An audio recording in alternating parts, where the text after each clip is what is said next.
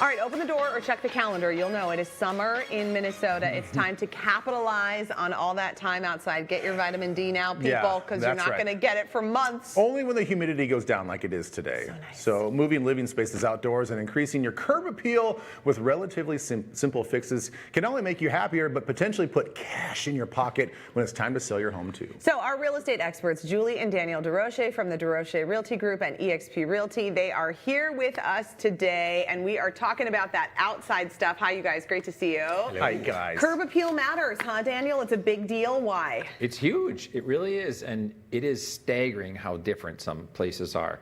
When you pull up, I look at everything like dating. Like I do. If you're online looking at people, you want to see something that is what you like. Yeah. Who wants to see a front yard covered in weeds and crooked edging and mold growing on a retaining wall and a sidewalk and stuff? It's so important. We have so many before and afters of homes that were listed with somebody else, and then we did that freshening up, and it makes a massive difference. Interesting. Okay, so things we're seeing here, like walkways and flower beds and clean edging, this stuff is just an indication to buyers that you're taking good care of your home as well. Yeah, we've all seen that plastic edging that goes around planters or around landscaping and stuff. It's like this big in reality, and it's popped up in a lot of homes. Like it just, the frost pushes it up. Right. You want that down where it belongs and trimmed around it. You want the mulch fresh. You don't want weeds growing out of it. Shrubs, they grow. They grow, and they just all of a sudden they cover your windows. Trim that stuff up. Whether you make it square or round, it's indifferent, but you want to trim that stuff up. Pressure washing the retaining walls, huge which ones. is a lot of fun. How satisfying. It's so satisfying. So look at that. Like that is a perfect example. Night and day. And that's something you can buy. Pressure washers aren't that expensive, they're not that or expensive. you borrow one or you rent one or something. Everybody knows somebody that has one. Yeah. If you don't have it, go borrow it from a friend. Can I ask you something real quick, both of you? Why is it aesthetically pleasing to wash your driveway and have a wet driveway and take pictures, or when people come to look at your home, versus a dry drive? Everybody does it. And I'm like, I don't know why. Like, I can tell you just watered not only your lawn but your driveway, but it does look better for some reason. I think a lot of it is photoshopping nowadays. It does. It really changes the way the photos look. And you get that faded, old-looking driveway. Water makes everything. Makes it look darker and better. Look better. Yeah. All right, Julie. How about some of the outdoor living spaces we kind of talked about? Like, it is getting nicer. People in Minnesota do want to be outside, especially in the summer, in the fall. Like, how can you best put those out there to make sure they look up to speed? Well, I think people are really, and I think especially in Minnesota, because we have such a short season of really great weather, we spend a lot of time outside when summer comes around. And it's becoming more important that the outside is like an extension of your living room or your inside, and so making it feel like a living room outside. So having cozy furniture out there, rugs, pergolas. Like we see a lot of people now putting in pergolas or covered areas, because on days like today when it's really sunny, you want to be outside, but you don't want the sun coming down on you, but just really making it feel like an extension of the outside. These are all things that then when you go to resell can really make your house stand out, and buyers are looking for it? Yeah, and especially depending on the price range. Sure. So, if you're in a higher price range. Like that house? People, yes. People are expecting a really nice backyard. Yep. When they walk out, they don't want to see nothing with just green and no landscaping. They want a nice patio. Fire pits. Fire pits can be, you could put in a fire pit and do it yourself and spend a little bit on it, or you could have a beautiful gas fire pit put in, but they're both going to add some value to the house and maybe help your house sell faster. And I'm guessing that you can't add that as actual finished square footage. No. But when you include it in the description and someone goes to look at it, they're like, oh my gosh, it does feel like a bonus room and a bonus space. Absolutely. And even for a showing, like when you're showing your property, if you have it set up and tell the people, go out, sit down. I've shown homes where the people literally put out beverages so you could sit there and enjoy it. But you can do that stuff super simple. You can have some pea gravel with a solo stove and some Adirondack chairs. It doesn't have to be expensive. No, it doesn't have to be. Other outdoor tech is another thing that people really like. Speaking of sitting down and having a drink and hanging out, maybe have the music going, a little outside music system. Oh, I love it. You get uplighting out in the trees, and you get those lights going across above with those clear bulbs. But then the music, and this was actually kind of new to me.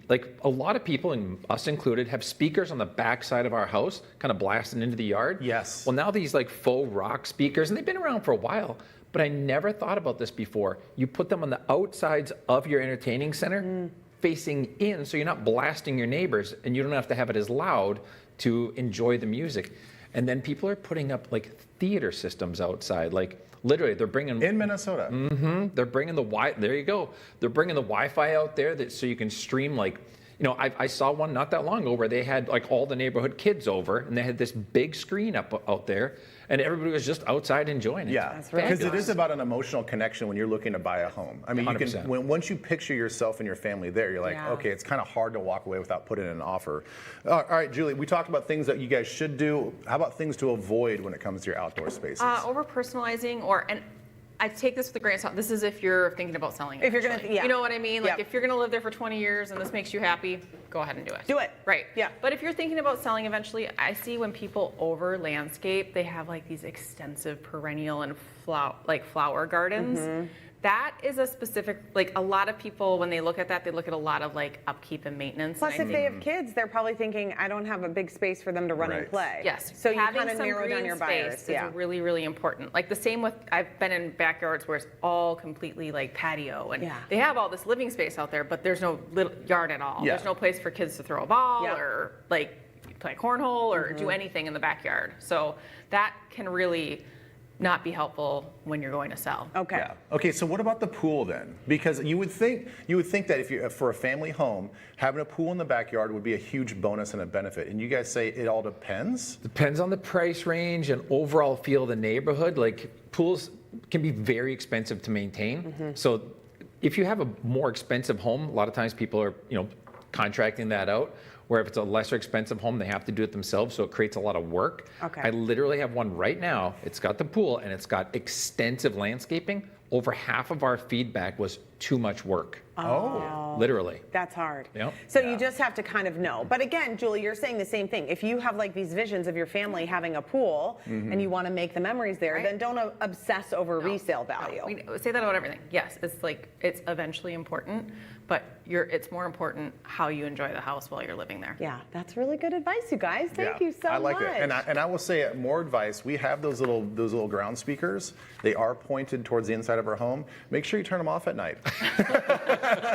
Because there's a lot of times where I'll like wake up in the morning like, oh, we just played music all night long. I am so sorry, You need neighbors. a little timer on that. I or know. It something. was not a party until 4 a.m. I promise you that. So thank you guys. Good to see Thank you. you. Julie, good to see you again. Yes, Hope you good to enjoyed see the you. Twins game last night. You had good Dan- tacos? Tacos are awesome. Yeah. I know, What's it's great the stand? recommendations. It's like this what is it chicken. It's called? all just chicken tacos, and that's Yeah, all they that's make. all they and sell, you get just- two topping choices. All right, you're going to get emails. People are going to want to know where I to know. get these tacos It's- at Target Field. It's so good. All right, if you're looking to buy or sell your home, the Desrochers Realty Group and eXp Realty, they can help you. Connect with them at drealtyg.com. We posted their information on our website as well as twincitieslive.com. Okay, coming up next on Twin Cities Live, our reporter Kristen Hobrecht. She is taking us to North St. Paul. Are you ready to say I do? Coming up, I'm taking you to a brand new wedding venue in St. Paul that's a real vintage throwback.